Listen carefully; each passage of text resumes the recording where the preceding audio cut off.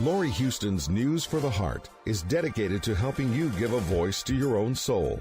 Our hearts have the power to free us from pain and the struggles that keep us from awakening to our true essence. Join Laurie now as we delve into our heart and soul to find the path that will open us to the possibilities and lead us to the life we love to live.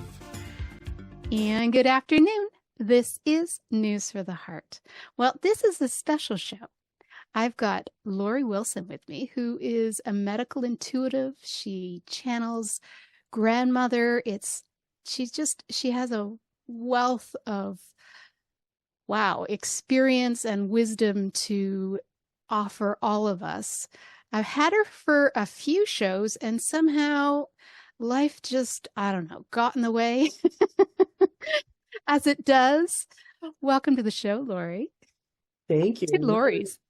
I know, double Laurie, can't go wrong with that. I cannot. glad to be back with you, and Happy New Year. Happy New Year. So, part of the blog that I wrote, certainly the peace part, was all about what you offered in your grandmother's New Year's message. So I thought we'd talk a little bit about that, but I thought, here I am. It's funny because I go through periods, and I've been doing shows regularly, but I kind of chose like two people, and it's like the least I can do. And, and it's like, wait a minute, I should start adding more people again, because we miss people like you who has this great wisdom to offer us. So let's try and make this a wee bit more regular in the next little while. Sounds good. I think we were in a little bit of a cave coming out of our post-COVID shock, and then we all just sort of paused for a year. I know. It's been it's been a crazy 4 years. Is it 4 or 3? 4. 4. Yeah, 2000. Yeah, it'll be four this year. 3 years, but it probably feels like 10. It really does. Yeah, it's like, did it happen, or wasn't it always like that? Right. It just keeps going and going and going. Mm-hmm. Now, I know that you don't do the medical intuitive stuff online or anything, but do talk about that, because you have a school, you teach medical intuition. You've been doing it for a very long time. I heard about you quite a long time ago when we were almost both to 4 of us got into a project with somebody, but yeah, you've been doing a lot for a long time, and I know your husband's involved. It's great. We eat, live, and breathe intuition. Yeah. My background and training originally is as a social worker, so I've always had a private practice. Now that I'm in my 60s, I'm not taking new clients for my private practice, but that's always been kind of a quiet but yet very busy part of my life. But where I find I can be best used is teaching the intuition skills. And so, as you mentioned in your introduction, we have channeling skills that we love to teach people. We just hit our 24,000 mark of having 24,000 students that have taken one or more of our classes with us. So that was a lot to celebrate over the holidays. Yeah. So we've been teaching intuition classes since 1994. And then, obviously, in the olden days, the only way to teach was in person, right? And so it wasn't until 2017 that we decided to switch to online teaching. Nothing to do with, obviously, when everyone went online, but just wanting to reach more people. Grandmother, the guide that I channel, she's a wonderful Shoshone elder that apparently we lived together in the 1400s. When she connected with me through my journal writing, which again, this is back in the 80s, so I didn't even know what channeling was at the time, which was kind of nice to meet her. Oh, it's an archetype in my head talking to me. And she said it is about numbers. It is about volume. The more people trusting themselves, trusting their instincts, their intuition, knowing that there's an abundance of support out here in the invisible realms, the better a world it's going to be. So I've been committed to that shared mission for a lot of years now, since 1989. And so teaching intuition's been our biggest passion. The channeling is our like signature offering. Everyone can channel. Everyone should know how to channel, be able to reach out to lots of different sources of wisdom, whether it's loved ones who passed on, or connect deeper in with your body, find your own spirit guide, or have I had a past life before? There's so many places you can use your intuition to travel to, and it's not even difficult to do. So that's sort of our base. And then, as you mentioned, the medical intuition is also really one of our most well-known programs, and is very robust. I have been teaching that one since 2000, and probably maybe 600 or more students have taken that training from different backgrounds, but you do have to be a health professional to take that. And it's a 25-week module. Most people take almost a year to get through it online. It's very robust. There's like 125 hours of video and audio, and a 700 plus page manual to go with it. So there's no possible way you will not be able to do medical intuition Nice. by the time you finish the training.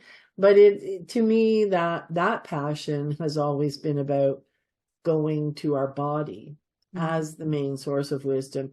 When we have a health imbalance, when something's not right inside of our body, we forget to ask or go to our body. We go to everyone, and great practitioners with great wisdom, and we have great tools. We have a lot of great ways to check in, but somehow in the mix, we haven't paid a lot of attention on how to check with the expert, which is our actual body. So that, again, is a huge passion of mine, is teaching health professionals how to access the body, how to go to the body to find out what is out of balance. Not how to fix it. We leave that to the health professionals and the teams with their expertise. But if we don't know what's going on or what is out of balance, then it's pretty hard to fix it.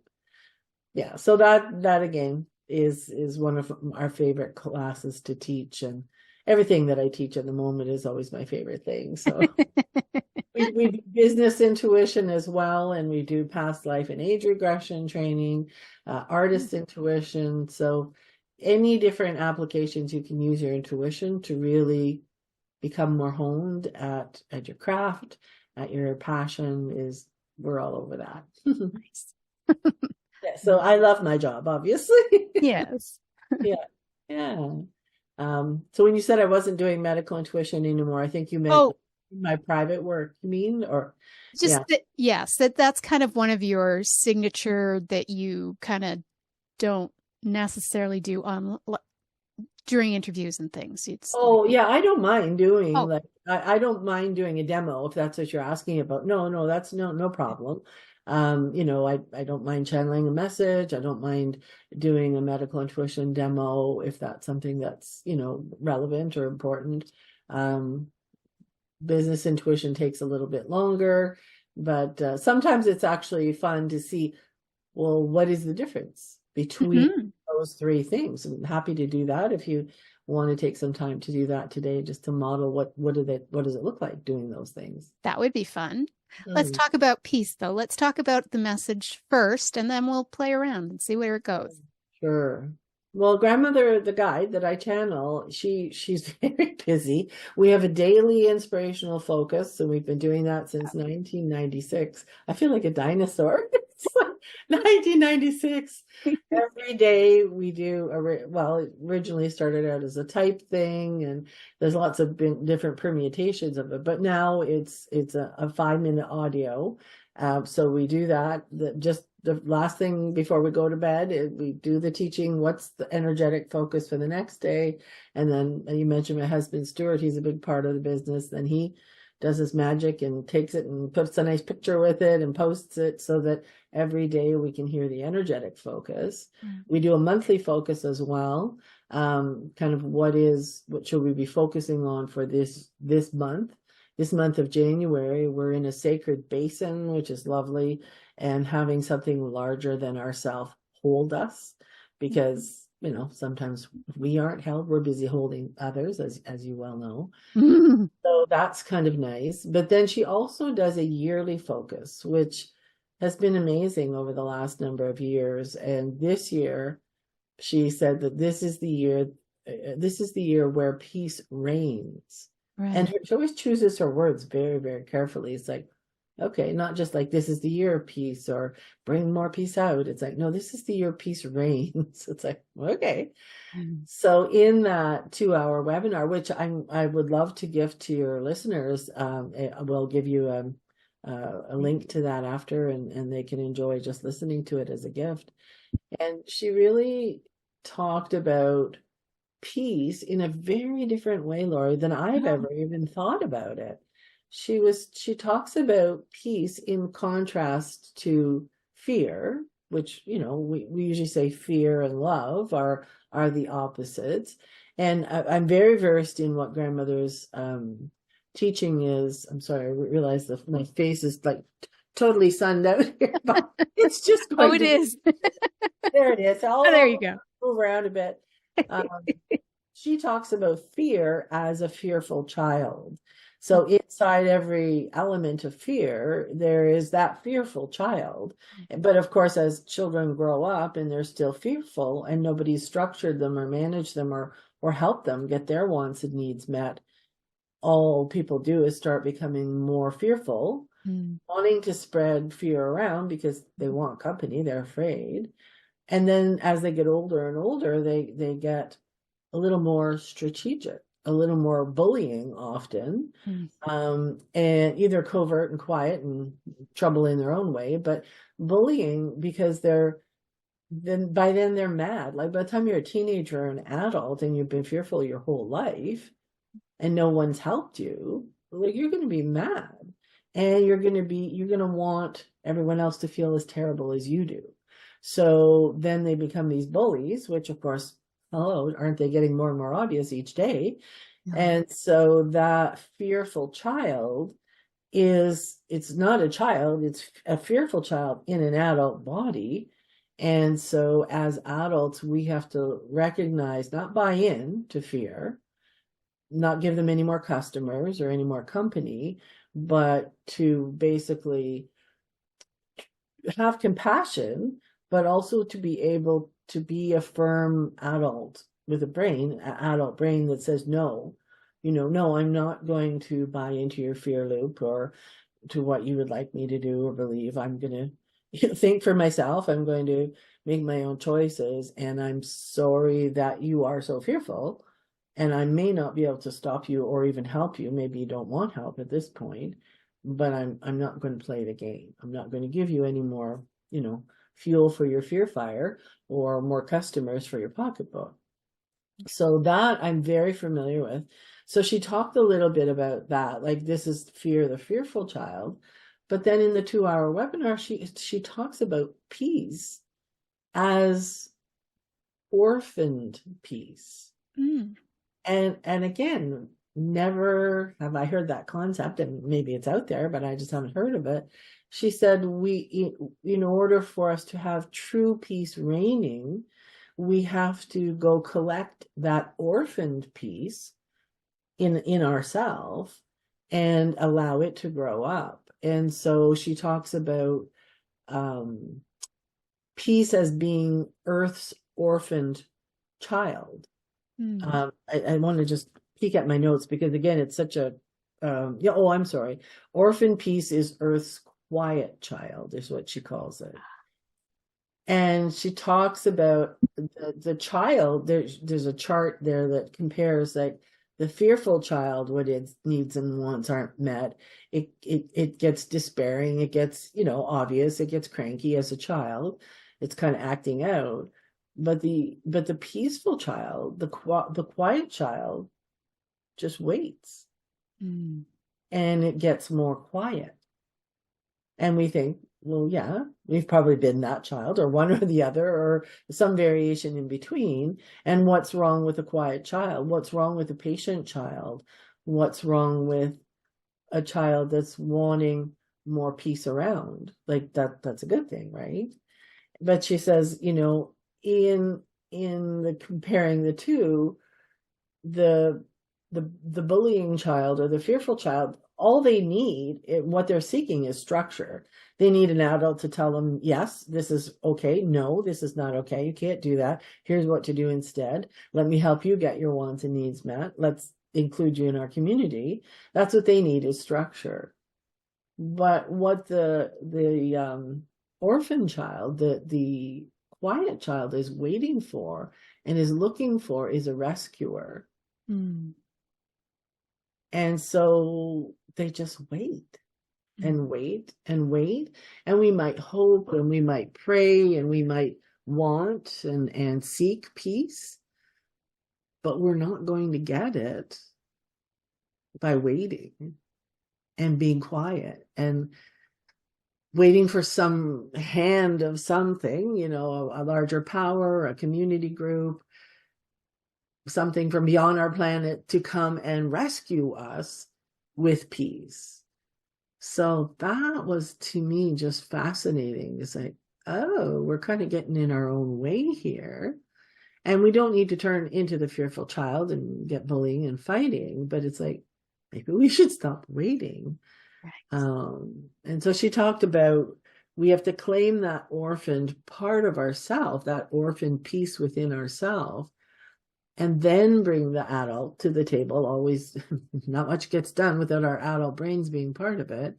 Bring our adult self, having claimed, that fearful part of ourselves, but also claimed the orphaned, waiting for the rescuer part of ourselves.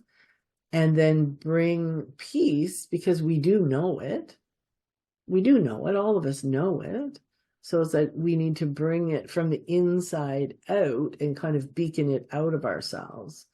And she talks about focusing a lot on our body and bringing, there's a spot about 4 inches behind our navel that is connected to the peace in the universe proper. So again, she talks about, we have peace within ourselves. We have peace sometimes in our family and community, or we look for it. Kind of miss that most of the time. Miss that part. So then we go further out into nature and natural surroundings, and that peaceful balance is modeled everywhere out there. We go into the spirit world, where many of us have been seeking. If you can't find what you're looking for, you've got to climb higher or go bigger. So then looking into the spirit world, whether it's we remember how it was when we passed away, whether we're coming and going from that place of spirit, whether we chat with ancestors or guides that are more in the spirit realm, like grandmother is, it is a place of peace and balance. And then she talks about the universe itself beyond that, even though the spirit world, the universe world is often the same for most people, but the universe itself being a place of peace and balance. Like we already have a lot of reference points for peace. We just seem to be not able to manifest it here on the earth because we've forgotten. Well, because we're waiting, right? If we wait long enough, if we're quiet enough, if we're prayerful enough, and all of those things are great, but I don't think it's going to be allowing peace to reign unless we bring it from the inside out as well. Yeah. So what are your thoughts on that? That's sort of an interesting concept. That's pretty intense. I can see that, well, we've seen the bullying happen that has increasingly, the trolls, the things that, within social media that you just kind of go, what? Like the whole problem with the Dalai Lama last year. And it's like, what? Like the people that just couldn't, it's like they wanted to prove they were better than.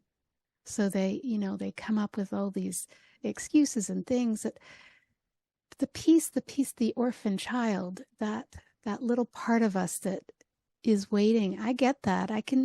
I see that a lot of people, in fact, I was talking to someone just yesterday who was, it's like, no, love is this way and it has to look like this. And it's like, it sounds like you're wanting to be rescued, which I think a lot of us do. I mean, we Well, have, sure. Wouldn't that be nice? well, wouldn't it? But it's like we grew up with fairy tales, right? We all grew up hearing those tales of, the knight in shining armor coming into, you know, yeah. So we have If you those, work hard enough or are good enough, right? then you'll be repaid someday, some way.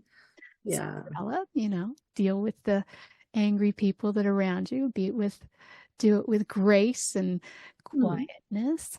Yeah, it's an interesting concept because I think, and I'm not sure that January followed that suit of reigning peace, but that's probably because we still are dealing with a little bit of the anger. But I found this month that so many of the things are like right here, Mhm.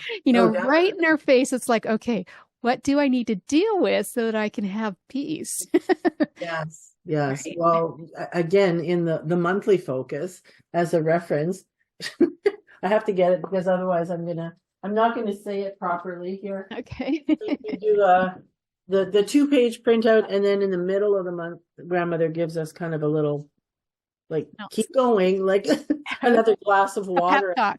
Exactly, a pep talk in case we forgot what it was. And she says you have to take large steps. Right. The challenges are sacred opportunities for permanent change. And it's all about committing to your larger goals. But she says, like, it's going to be large. Like, you can't make change.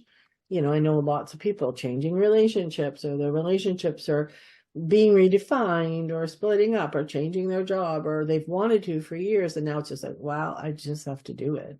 It's like, yeah, it could be bumpy, Right. but it's also going in the right direction, right? Right.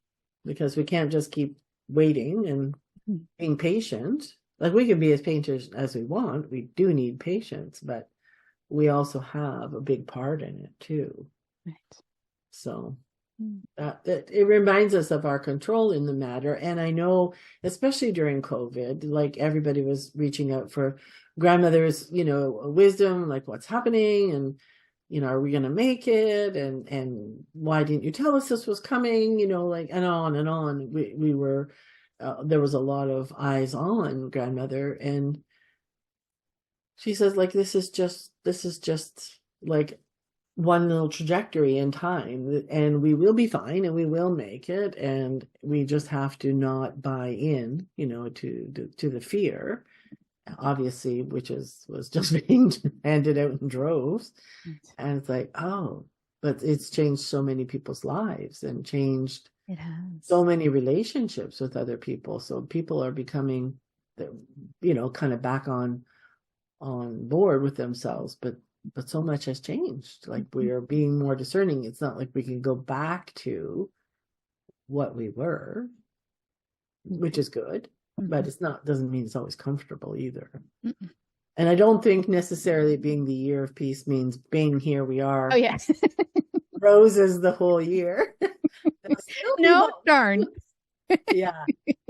Peace reigning, being able to feel that in our own lives and in our own body. And when I was saying earlier, when people were reaching out saying, well, what do I do? How do I make a difference? This is like worldwide. This is like global. And it really was. So how do I, as one person, change the world? And she's like, just do it in your own way. Like, be the microcosm. Whatever you do in your own life is going to ripple out. And sometimes we forget that, or we don't see the evidence of it. But if it's all we can do, then at least it gives us some sense of power. And to be bringing that peace from the inside out, if we can do it and feel it organically in our body and build our life in a more peaceful way. It doesn't mean to heck with what's going on out there, no, but we're trying to make that ripple to say, hey, more of this, please, more of this. If I can do it, you can do it. And it just changes the frequency. Yeah. We hope. That's the intention anyway of this year.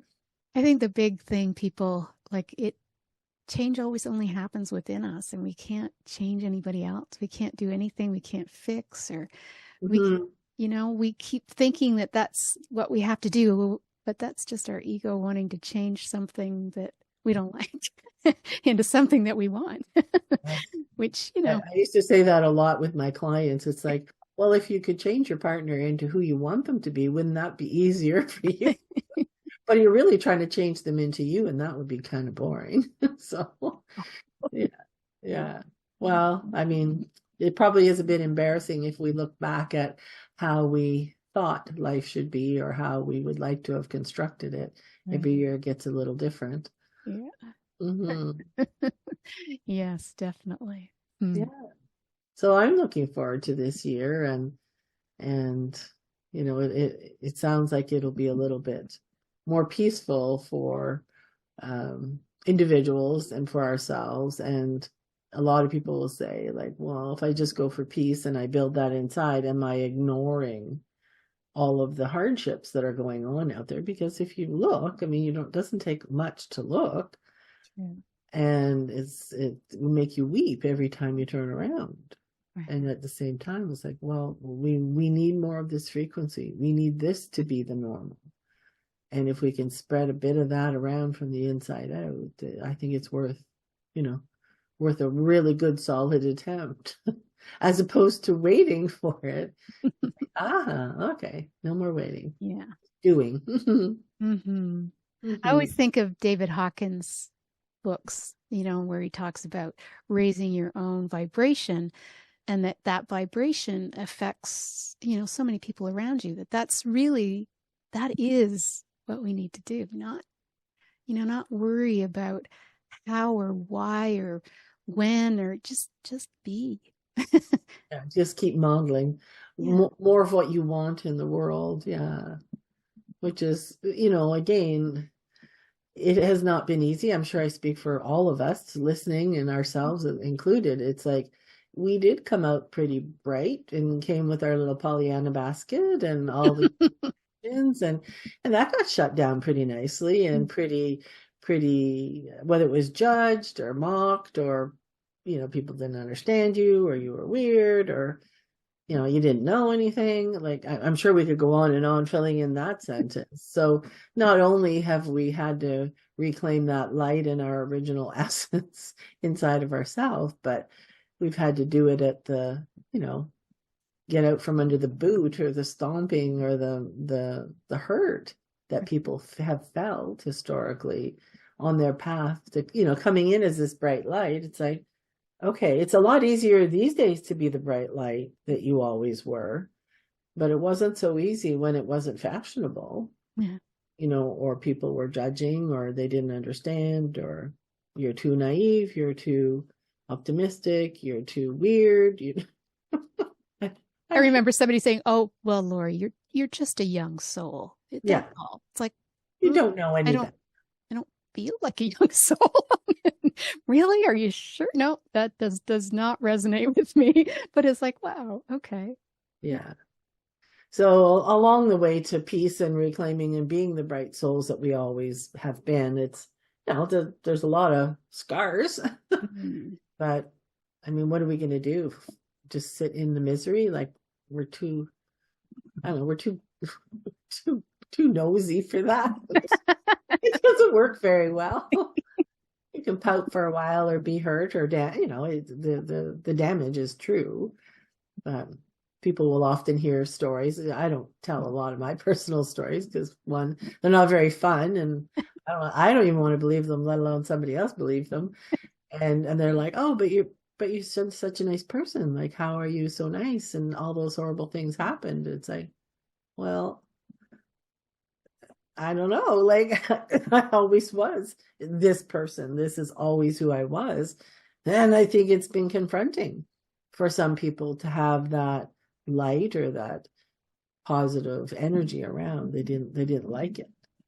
So, I feel very blessed, and I tell the story that when I was young in grade school, the bullies, I mean, they were real. This is in the 70s, back sort of when the French and the English, I was in Quebec, the French and the English kids, and Catholic and Protestant, and, the bell would ring at recess, and literally it was like William Wallace, like running toward each other. Not really. I mean, it wasn't every day, but there was like fights all the time. And back then it was, the teachers were probably having a joint or something in the teacher's room. They weren't, there was nobody out on duty or anything like that. So when our teacher left the room during those times, like to go to the washroom or whatever they were going to do, literally you'd have one centurion at the door, and it was bedlam. It was horrible. It was like, where can I hide so I won't get punched or pulled under the desk or my head out in the snow? And it was terrifying. I mean, I was in grade 5. It wasn't even high school. Wow. But then I realized, and then as time grew by, and I would see adult bullies, it's like, oh, they just remind me of the grade 5 bullies. They just never grew up.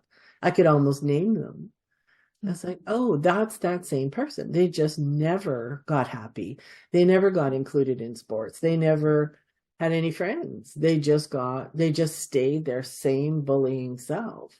So I mean, I've been bumped around by the bullies. Believe me, it's not like I haven't met them as an adult, but it's like, oh, I know you. I know you from grade 5. You never really grew up. You just got stronger and more powerful, and darn, now you're affecting my life or my business or my body or whatever.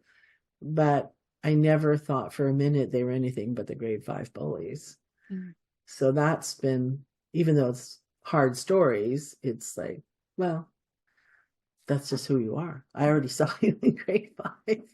So I like it when grandmother talks about fear being the fearful child. It's like, oh yeah, I met lots of those. Yes. They just never age out. And I feel, on good days you can feel compassion for them, but you also have to say no, like as best you can, for them affecting you, because we don't need our face washed at recess anymore. Our face is clean enough. Yeah. It's interesting. Mm-hmm. And to me, intuition, as much as it seems like well, now it's much more normal in everybody's life. Again, it was quite a strange thing back in the day, but now more and more people are accepting intuition. It's like, you know what? Our intuition is such an ally. It opens up so many doors for perspective, for support, for, company along the way, for guidance. And it's not something that you do instead of making your own choices, but it can augment and really support your path. And if we ask, like, why did that have to happen to me? Or why is the timing off on such and such, or my plans or dreams?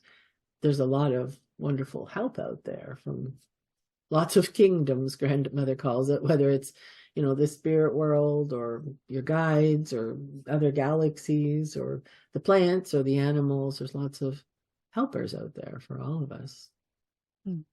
For sure. Yeah. Nice. All right.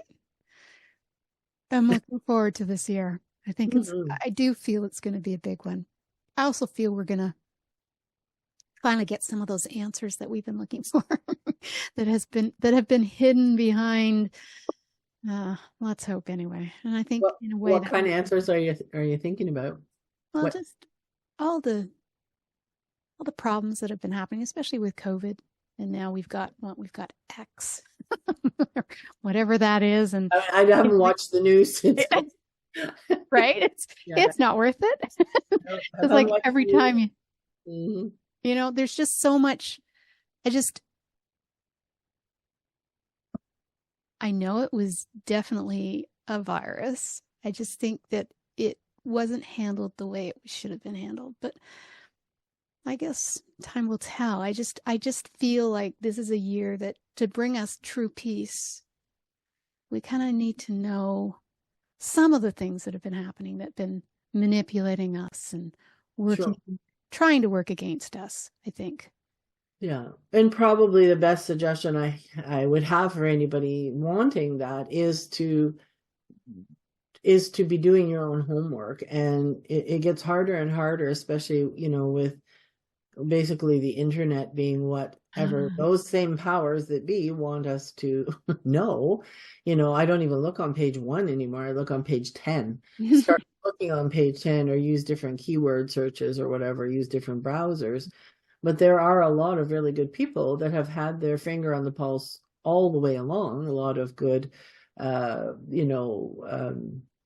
people that have been searching for that truth and digging for the truth and speaking up, and at quite an expense.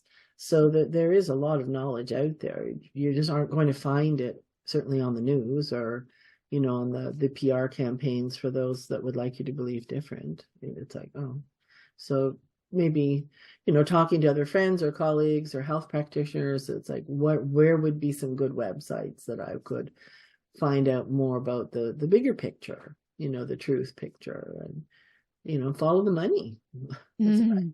It's like, well, we're stuck in our houses, follow the money. Money's always very interesting, but it's not easy to figure it all out in one fell swoop. But it is too bad with all that has come out. And grandmother, spoke of this. She said, starting November, not last year, the year before, so November 2003, November 2022, until probably August of last year, there would be more truths that would come to the surface. And most of that coming at the pressure of legal bodies, like really going after things. But there wouldn't be much of it known for years gone by. So maybe it's going to be a few years down the road and we kind of get to hear, oh yeah, this kind of was the truth, or this happened, but it's not being talked about a lot. But she said, but a lot of big change is happening, and there's lots of people standing up and standing out, and which is great. That's what we need. But yeah, for if you were a Martian and landed on the planet and thought you're going to flip through the news and hear any truth, it's like,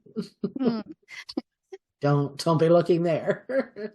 Yeah, why can't we just have happy news? What? Right? Exactly. That would be nice. Wouldn't it? Yeah, nice. Happy news. Or real news, and then. Well, that's true. Yeah. You mean there's not all those murders out there that's happening like every second of every day? Yeah, well, I mean, those parts are real too. But then what about all of the other good things that are happening? Or why do you want us to only focus on that? Right. I know bad news sells better than good news. That's the problem. Come on, there is lots of good out there, and I think we've made much more progress than we are being necessarily allowed to know or known in traditional circles. But I'm optimistic. I mean, families are talking a little bit more together, friendships and things that were maybe difficult or strained, or people had different opinions, that people are kind of making their way back to each other, or at least making peace with oh wow, I thought we thought alike. Oops. Not so that much. Certainly came about, didn't it? Yeah. Yeah. Well, there's theoretical and then there's actual, right? So it's like, I think a lot of that was tested. Big time. Oh dear. Oops. Not a good time for waiting for the rescue. Right. Yeah. So for me, if I'm like the most powerful part of grandmother's teaching in that webinar, and for us for this year is the word orphaned. I mean, somebody else might listen to it and pull something completely different out of it, but orphaned, it's like, oh, like if you're an orphan, we can have compassion for that orphan, or for orphaned, we're sort of in that place of waiting, because what else would you do? So it's like, oh, okay. And if peace itself has been orphaned, like let's give it a home. Like we doesn't need to be orphaned anymore. Right. But I don't think I've ever in all of my years had the thought myself, like, why? We all want peace. We all do. We strive for it. We sing songs about it. We try to make peace in so many different ways, but why hasn't it happened? It's like, besides a whole bunch of other bullying agendas that would not like, it's not their plan. But it's like, well, there's only a handful of them compared to the more of us. So we'll just keep beaming it out from our belly, behind our belly buttons. There you go. Mm-hmm. Interesting. Yeah. All right. Well, do you want to take some time and play with the 3 different? Sure, All sure. right. 3 different skills. Sure. We will do that. So how do you want to you want to be my demo? Sure. I'm just looking for a pen here. So maybe we'll do the channeling first. Okay. So again, I'm sure most of your listeners are fairly aware of what channeling is, but just in case they aren't, like channeling is the ability to tap into an invisible, or a different source of wisdom that is not typically seen with or maybe you could tap into a plant or an animal, but you wouldn't expect words to come or information to come to you. So channeling is always connecting to a third party. And we teach in our classes, like, don't even bother trying to use your intuition unless you are aware what you're trying to plug into. So where do you want to channel the wisdom from? So if you think of channeling as always there's a third party involved, that would differentiate it from being a psychic or doing a psychic reading. If I was doing a psychic reading, checking something for you, I would have Laurie open my intuition, and then I would go to you. There's no third party. I'm just going to you and reading and perceiving random pieces of information that are coming from your energy field, which can be very helpful and accurate and, amazing. But if you're going to channel, and if you're channeling, there's always a third party. So if later, when I do the medical intuition and connect with your body, you could say, I'm channeling your body. Right. But I'm focused. I'm not just going to your broad energy field. I'm going to your actual body. Or in this case with grandmother, I'm opening my intuition, going to grandmother, and grandmother will go get the information for you. That third party will get the information for you. Nice. Yeah. So I just take a breath and get grandmother in my mind. And then she's here, obviously, with us, and she's happy to see you. And she's just saying, just to start off, she would love it if you had a specific question for her. But she's just saying, do not worry if you feel yourself or even your listeners feel themselves behind in any way. You have not wasted time. You have not been lazy, even though perhaps you have looked in the mirror sometimes to think, have I been lazy? But you have not been. You have been pacing yourself very well with what is going on the planet overall. And remember, you are here opening doors for other people all of the time. We cannot be here opening doors and have no one come to them or through them. And so please be kind to yourself in regards to not thinking you are behind. And she smiles. And so she's just asking what question you would like to ask her, whatever would be in your mind or heart.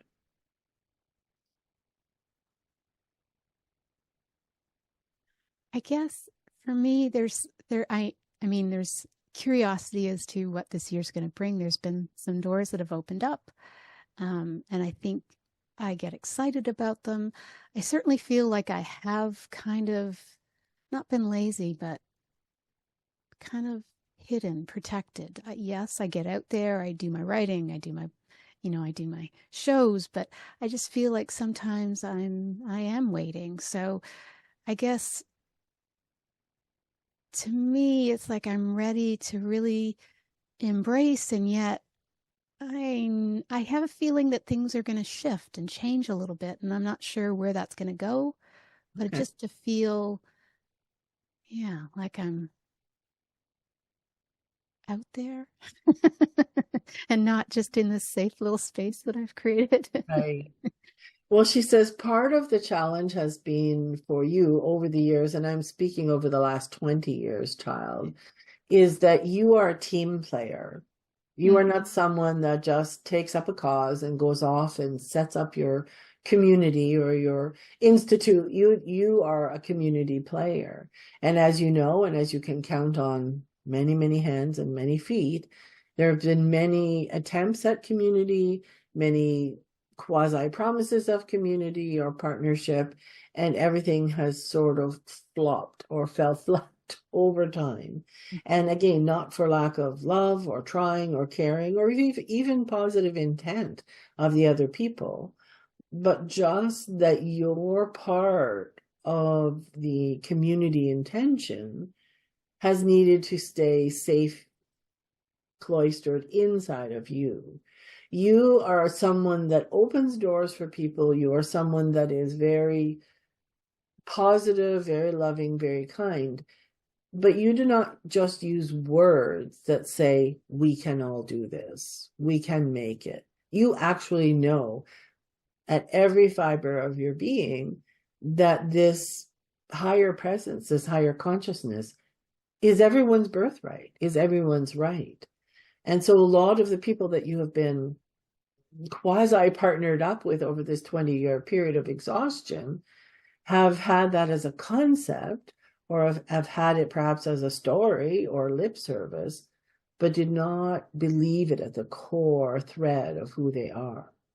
And so this year that we are in, 2024, there does seem as if there is a resurgence of that alliance, and there's one or two different people that you will find. One is already known to you and is in your archives of colleagues or friendships. The other is more newer known to you. And the time is right to join forces. The time is right to do more of a collaborative type of piece of the puzzle. You will do some things that are different than what you are doing now. But for the most part, you are the voice, you are the face, you are the one that continues to bring more people into this learning setting. And so that part does not change. And you are very, very well suited for that. The partnerships seem real. They feel very genuine. They are easy. The people that you are in partnership with are mature enough to be able to have conversation if there is a miscommunication. And so it is a big sigh of relief. So this community, this home that you have been looking for and holding that intention does seem to come about this year without even a lot of work altogether. That's nice. The second piece of the puzzle, which again, you're not asking this question, and I will speak just lightly on it, is that you are not necessarily actively looking for a partnership, a different kind of partnership we're talking about now. And that seems to come and catch you unawares this year.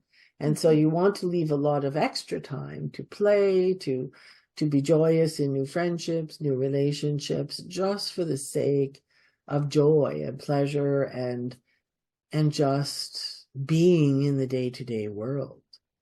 You are never hidden from the day-to-day world, but you have held sacred space for something much larger. And this is the time for you to also play, and be an everyday walk-around person. And even though, again, you're not necessarily expecting this to come about, it does seem to be coming quite large and loudly. So, and so this is very good, and very positive for you as well. That's fun. Hey, grandmother. Okay, so then if you want, then should we switch? Did you have any other question you want to ask her? Should we switch gears to more Switch gears? Okay, yeah. So with the medical intuition, again, so I'm thanking grandmother in my mind and off she goes.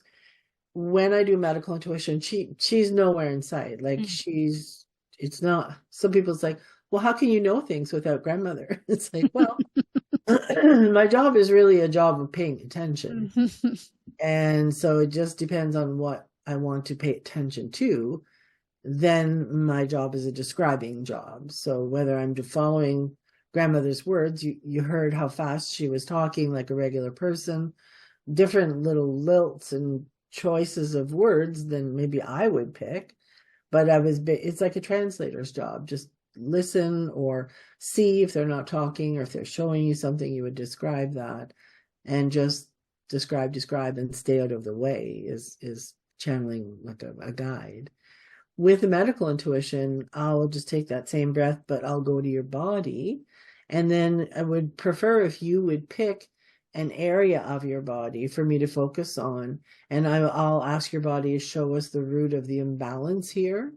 And because it's your body and, you know, it's your audience and your public, you know, we usually can assure people that we won't be like disclosing highly personal information that you don't mind sharing with your audience. And that's why we like you to pick the area. Right. Well, it hormonally has been a challenge. Yes. I know that menopause happens after it's like that year, right? It's Right. the year of stopping and a whole year. I've never gotten to that year. I just did another on like near the end of December, and I was like, oh, good God, not another year. I mean, my hot flashes have settled a bit. I still get them. Okay. Probably got them as we were talking. I still get them, but they're gentler now. But at the same time, it's like, okay, so I'm like reaching that 60 year Yeah. in a couple of weeks. This is going to be going on until I'm 100. It was like, what? Like, so Okay. it's just, and it's, I mean, I don't have the emotional trigger. It's really just the hormones. Like, what am I missing? Because obviously I'm missing estrogen and progesterone and testosterone, but it's like, what can I do to sort of balance my body? Okay.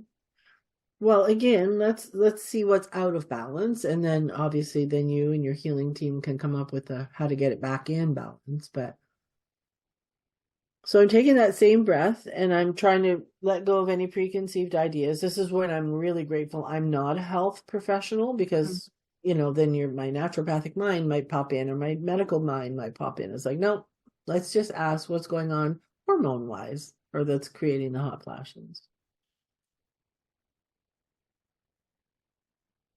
And so the first place that your body is bringing us to is your stomach, your digestive tract. Normally our students, and I'm normally writing this down. So if my head is down, it's just because I'm making jot notes to focus.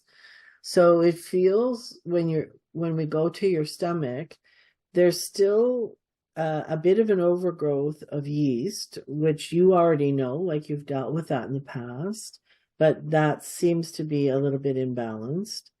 There's a fair bit of heat in the stomach. And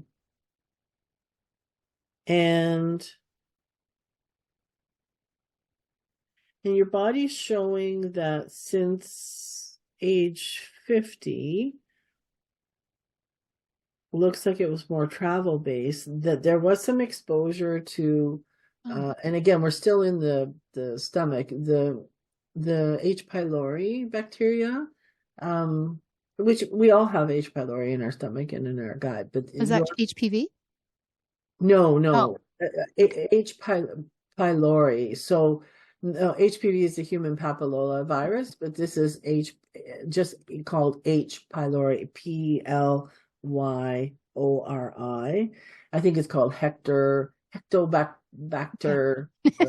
Got it. Pylori, which is why they say H. Right. But it's just an overgrowth of bacteria. But your digestive tract, especially your small intestine, is very, very busy. So you eat well. Your body's showing you eat fairly well. Maybe sometimes not enough, but when it gets in there, it's very, very busy. There's a lot of other things other than digesting food that it's dealing with. Yeah. So then as soon as we say that piece, then your body brings us more to your reproductive area. And it feels like it's doing fine. It's okay. Like it's not really showing anything particular, like, oh, there's a cyst or something like that. It's not showing anything like that. But because there's so much going on in the digestive system, the reproductive changes, or the word transition is what the body wants me to say. The reproductive transition is not happening as quickly or as smoothly as possible because of the other priority of handling the balance in the digestion. And again, I'm not a traditional Chinese medicine practitioner, but it's interesting. There's too much heat in the GI, like in the small intestine, but it's there's a lot of dampness and coolness in the reproductive.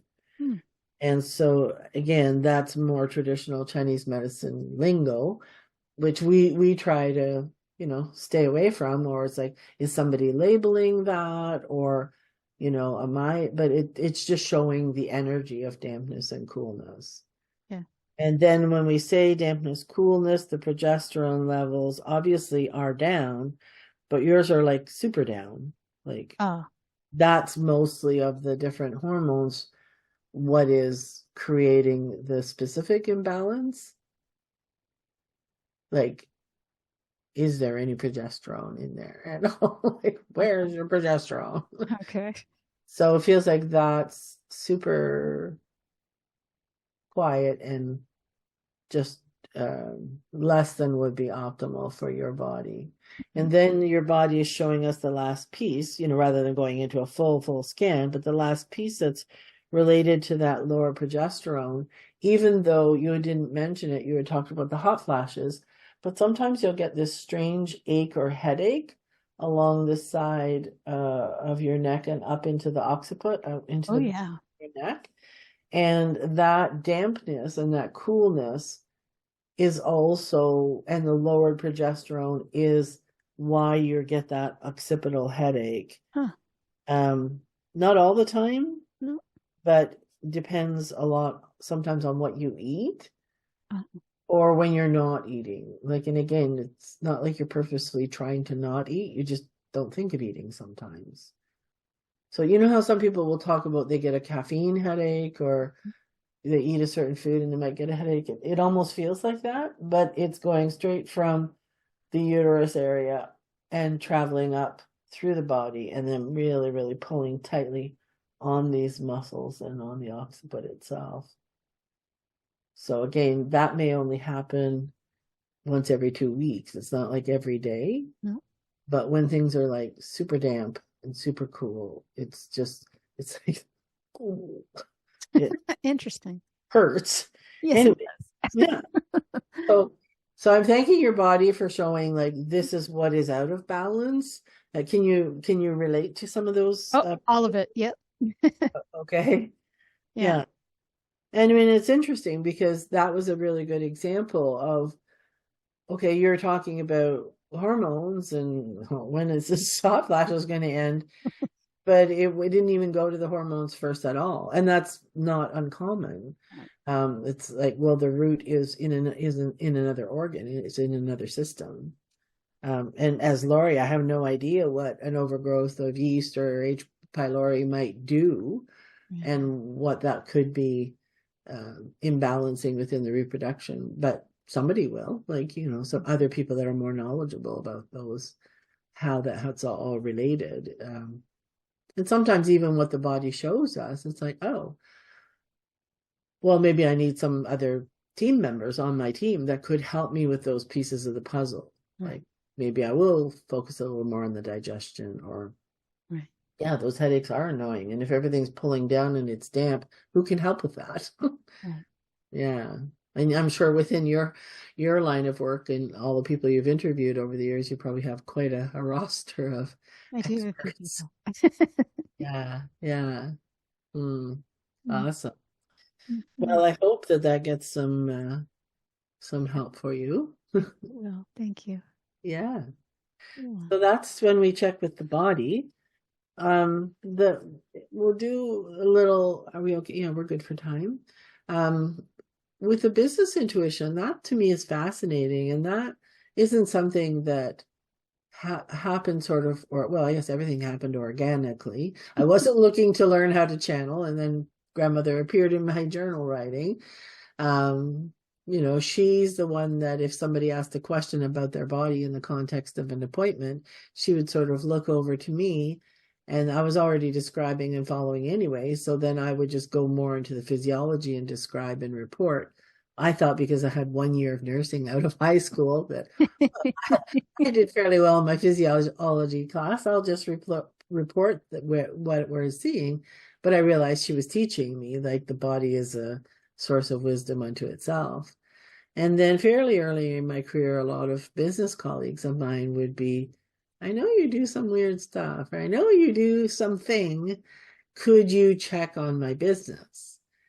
And it's like, well, I can try. And I know my pulling in grandmother, my checking through your body with your business, like where do I go for that information?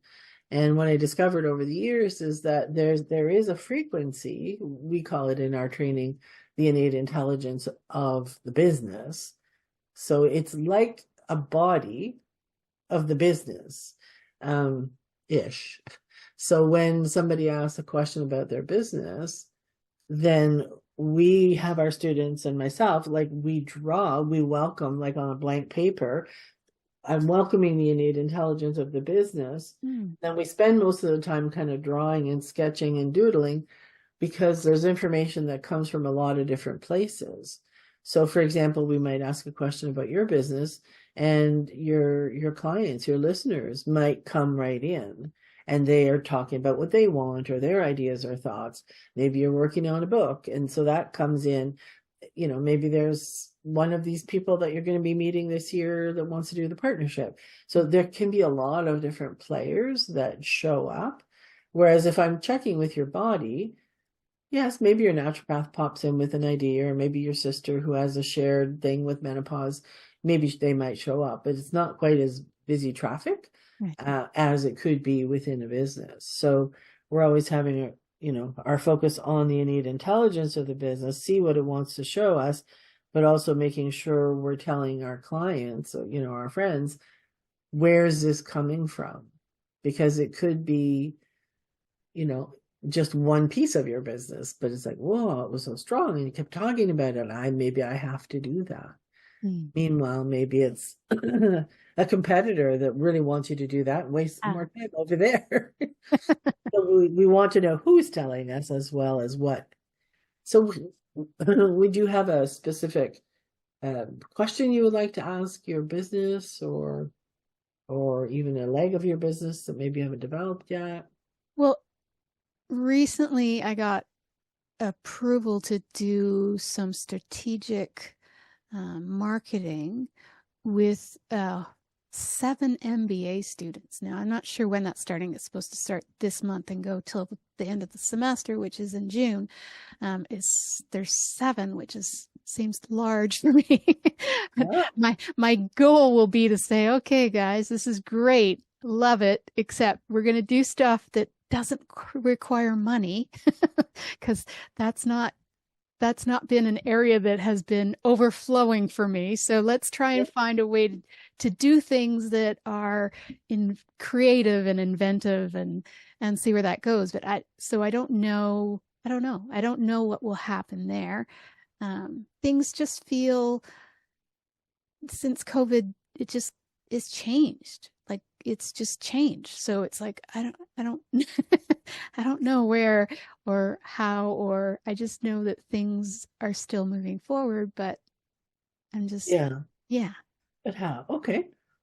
As you're talking, and I'm inviting the innate intelligence of your business there, I've written down 7 MBA students, and again, it's no art piece, but it's like, there's your 7 students, there's the piece about money, and that has to be creative.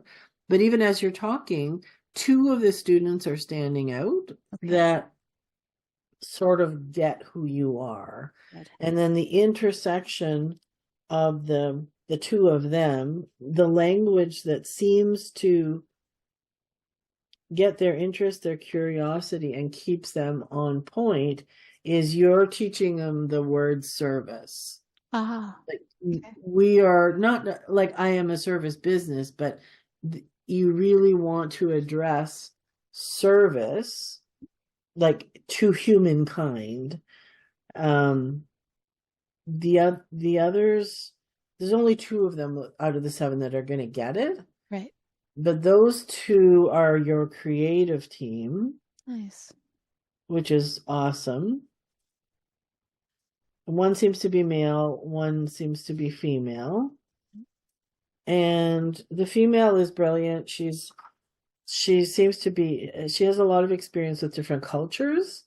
Good. And she's just, I get it, on we go. The other ones here represent sort of this river. Okay.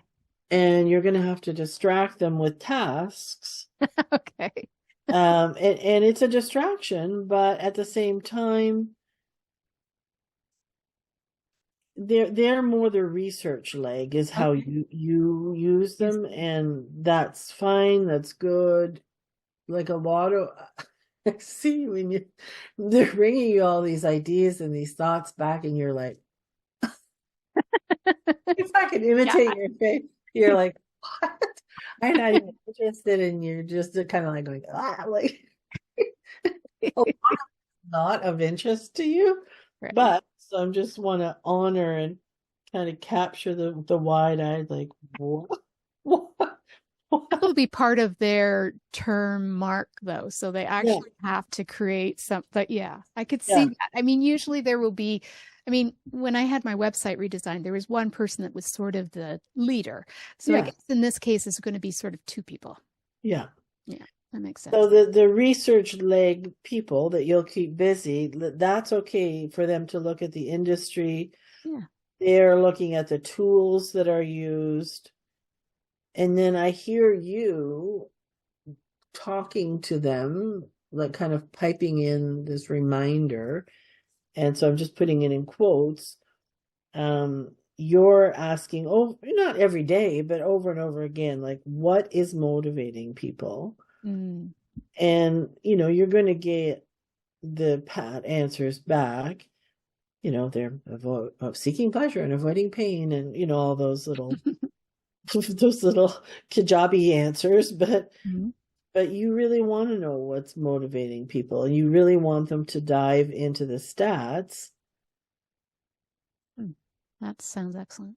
Okay. Yeah, so they do come up with richer answers, and they're almost surprised about that, and it's really good learning curve for them. And even the company where you've gotten the school, the school, like they find this is really good learning, because it's not cookie cutter. It's not all we've taught you regurgitated back to the client. This is the client's driving it.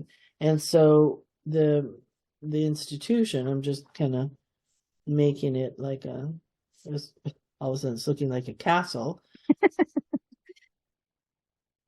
What they just seem to be smiling about is that it's not cookie cutter, and they really like that. It's like a good reminder to them too. Oh.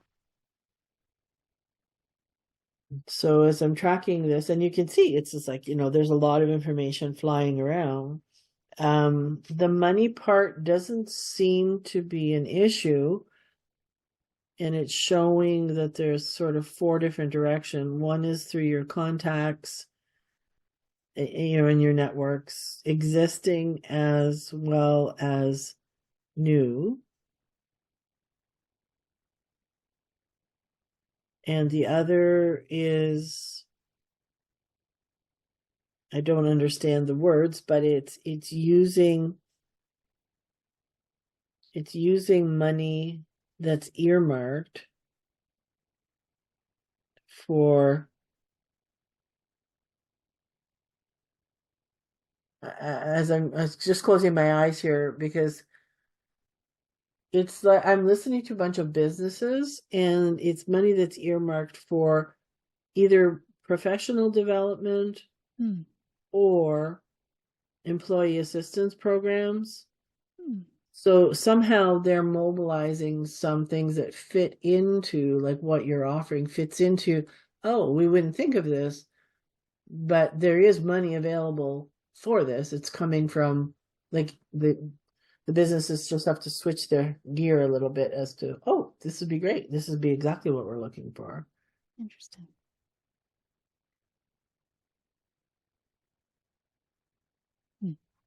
Um, there's there's some private support.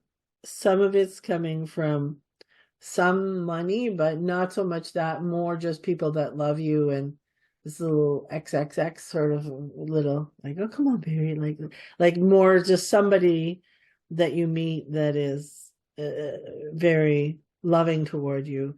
That private support is shifting the, not your view on money, because your view on money is fine, but it's just shifting in it, bringing some more oxygen to that.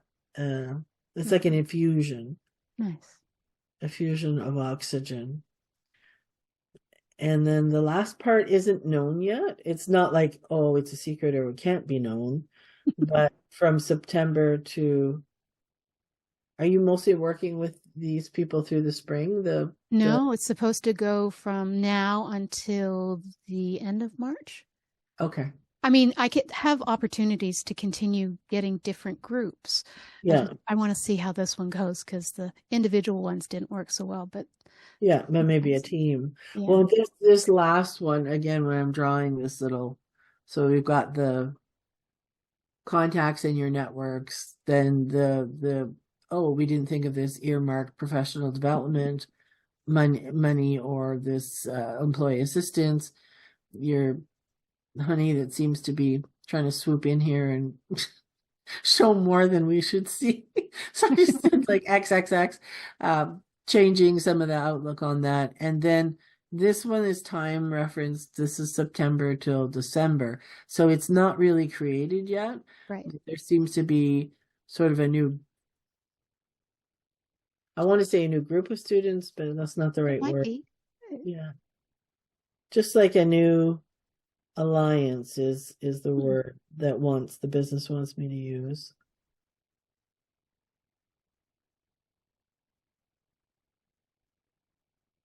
And then lastly, because again, usually I'm doing this for an hour and a half with clients, but lastly, by way of demo, there's like some small books, almost like little booklets,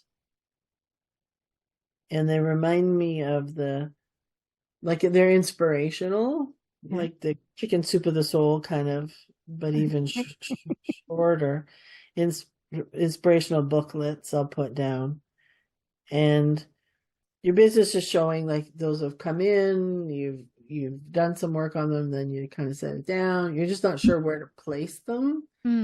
So that seems, the inspirational booklets seem to be a part of whatever the two students and yourself align with. So I'm again, terrible mess here of the drawing, but these are these little booklets kind of flying around saying, like, don't forget me, don't forget me. Okay. And they do seem to be woven in through the work that you're doing with the other two students who get the whole service mentality. And then you feel better that you do have a place for them. Nice. Like you sort of know by the end of the year, okay, this is how this could be placed or used or put in action. Nice. Yay. Well, better take some vitamins. That's just completely Laurie adding in on the side. Yeah, that's fun. But can you see how different the information is? Very. Yeah. It is quite different. It is. And all very helpful, but yeah. And it's super important, in all of those ways that we keep our own brain out of the mix. Like if we're doing it for somebody else, or even for ourselves, using your intuition and tapping into some different resources, we already know what we think. So why not have this be a chance to be surprised and just let things flow from the different sources of wisdom that are out there. Right. Mm-hmm. An exercise we always tell our students to do is, if you have a couple of questions and you want to channel the answer, but it's for yourself, right? So we're too close to it. Just write them down, like on a piece of paper or, something thicker like an index card or something. Write the question down, but then turn them over and then answer them from your guide or from your business or whatever. Then once you've answered them all, then flip them back over and see what the questions were. And that way it kind of gets your brain out of it a little bit better. Yeah. Mm-hmm. Yeah. I'm aware of that procedure. I don't do it enough, but yes. Yeah. Procedure. That sounds like a medical procedure. Like exercising brain from formula. Exercising, not using the brain and getting it out of the way. Definitely, definitely. Yes.